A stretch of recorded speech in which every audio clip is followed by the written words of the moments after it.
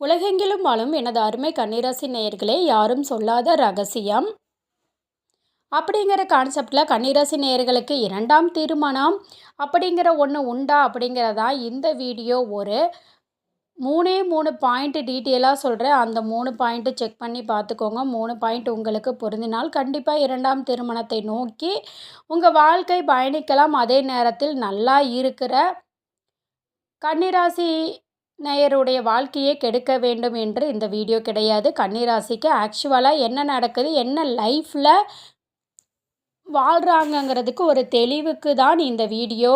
ஏன்னா கன்னிராசியை பொறுத்த வரைக்கும் காலபுருஷனுக்கு 6வது ராசி, 2ஆம் வீட்டு அதிபதியே சுக்கிரன்.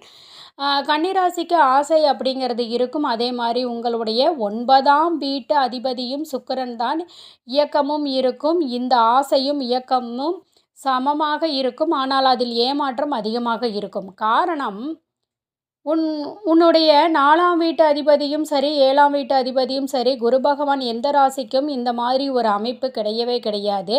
வாழ்க்கையில் தன்னுடைய வேதனையை சொல்லி தீர்க்கிறதுக்கே ஒரு ஆள் தேடிட்டு இருப்பாங்க கன்னிராசி நேயர்கள். தன்னுடைய மனசில் பட்டதை அவங்களால ஓப்பனாக யார்கிட்டையுமே பேசினதா வரலாறே கிடையாதுங்க. ஒரு கன்னிராசி நேயர்களை முழுவதுமாக புரிந்து கொண்ட நபர்கள் கிடையாது. ஒன்று அப்படி புரிஞ்சவங்க கன்னிராசி நேயர்களை சந்தோஷமாக வச்சுக்கிட்டதே கிடையவே கிடையாது. ஏமாற்றுவாங்க, தெரிஞ்சும் காயப்படுத்துவாங்க. அதே மாதிரி கன்னிராசி நேயர்களை யாருமே ஒரு பொருட்டாவே எடுத்துக்க மாட்டாங்க. இதுதான் ரொம்ப வருத்தமே. ஏன்னா அவங்களுக்கும் ஒரு மனசு இருக்குது, அவங்களுக்கும் ஒரு லைஃபு, ஒரு சந்தோஷம் இருக்கும். ஈஸியாக புரிஞ்சிக்க மாட்டாங்க. ஒரு ஆணாக இருக்கட்டும், பெண்ணாக இருக்கட்டும், கன்னிராசி நேயர்களை பொறுத்த வரைக்கும் திருமண வாழ்க்கைங்கிறது ரொம்ப ரொம்ப முக்கியமானது.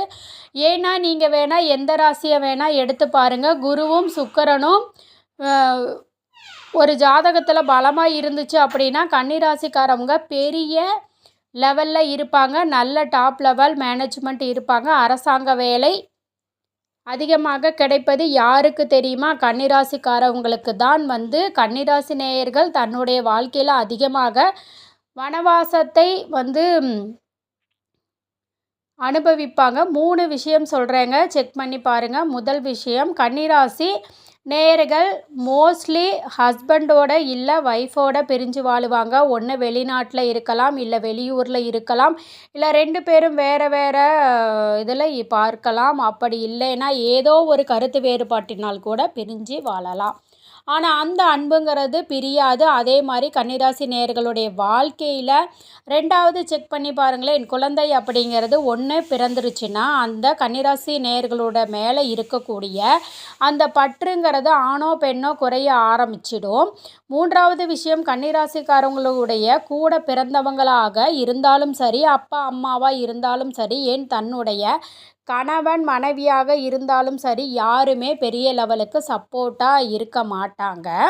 இவங்களுக்கு ஒரு தேர்ட் பர்சன், அதாவது நண்பரோ வேறு யாரோ ஒருத்தவங்க தான் மோட்டிவேஷனாக இருப்பாங்களே தவிர அந்த வீட்டில் இருக்கிறவங்க மோட்டிவேஷனாக இருக்க மாட்டாங்க. அப்படி மோட்டிவேஷனாக இருக்கிறவங்க மறைமுகமாக தான் இருப்பாங்களே தவிர டைரெக்டாக நீ கவலைப்படாத, நான் இருக்கேன், நான் பார்த்துக்கிறேன் சொல்லவே மாட்டாங்க. கன்னிராசி நேயர்கள் நகையோ பணமோ எதையுமே எதிர்பார்க்க மாட்டாங்க.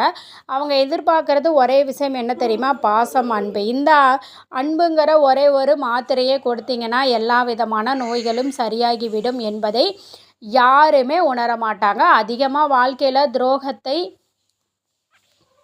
சந்தித்தவங்க யாருன்னு பார்த்தீங்கன்னா கன்னிராசிக்காரவங்க தான்.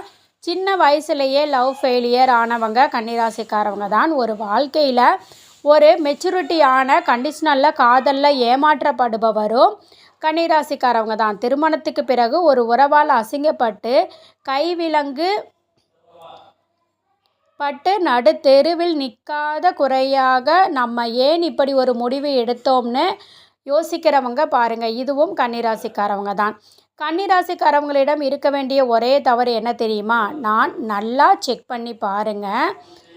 அவங்களுக்கு பிடிச்சவங்க அவங்கக்கிட்ட பேச மாட்டாங்க. அவங்கள பிடிச்சவங்க கிட்ட அவர் அவங்கள பிடிச்சவங்க இவங்க பேச மாட்டாங்க. இப்படி தான் இருப்பாங்க. காரணம் அவங்களுடைய மனசில் என்ன நினைக்கிறாங்கன்னு அவங்களுக்கே தெரியாது. அந்த நேரமும் அந்த காலமும் அந்த சூழ்நிலையும் முடிவு பண்ணி போயிட்டே இருப்பாங்களே தவிர இது சரி இது தவறு அப்படிங்கிறத அந்த நிமிஷம்தான் முடிவு பண்ணுவாங்க. இதனால் நிறைய பிரச்சனைகளை அவமானங்களையும் சந்திச்சிருப்பாங்க. அதிகமாக காதல் தோல்வியில் ஏமாறுபவர்கள் கன்னிராசிக்காரவங்க தான்.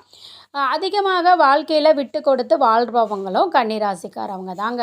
தன்னுடைய முழு சந்தோஷத்தையும் கொடுத்தாவது வாழ்க்கையை திருப்தியாக கொண்டு போகணும் நினைக்கிறவங்க யார் தெரியுமா? கன்னிராசிக்காரவங்க. கன்னிராசிக்காரவங்கள் தன்னுடைய கூட பிறந்தவங்களாக இருக்கட்டும், அப்பா அம்மாவாக இருக்கட்டும், மாமியாராக இருக்கட்டும், நண்பர்களாக இருக்கட்டும், குழந்தைகளாக கூட இருக்கட்டுங்க, எல்லாருக்காகவும் தன்னுடைய வாழ்க்கையை அர்ப்பணிப்பாங்க கன்னிராசிக்காரவங்க.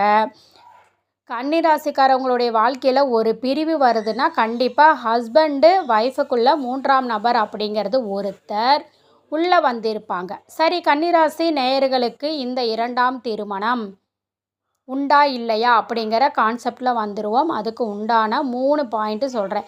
நல்லா தெரிஞ்சு வச்சுக்கோங்க. என்னோடய சேனலை சப்ஸ்கிரைப் பண்ணி வச்சுக்கோங்க. உங்களுக்கு எந்த டவுட்டுனாலும் கேளுங்க. ஜாதகம் பார்க்கணும் அப்படின்னாலும் நம்மளுடைய இதில் கமெண்ட்டில் தெரியப்படுத்துங்க. அதுக்கான டீட்டெயில்ஸ் சொல்கிறோம்.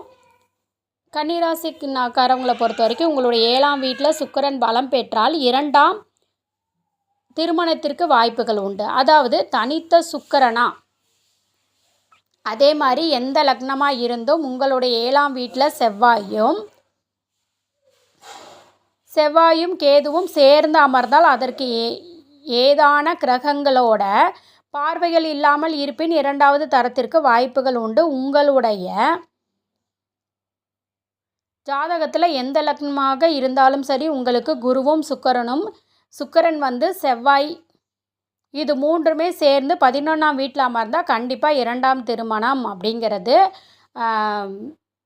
உண்டுங்க. உங்களோட வாழ்க்கையில் சுக்கிர திசை குரு புத்தி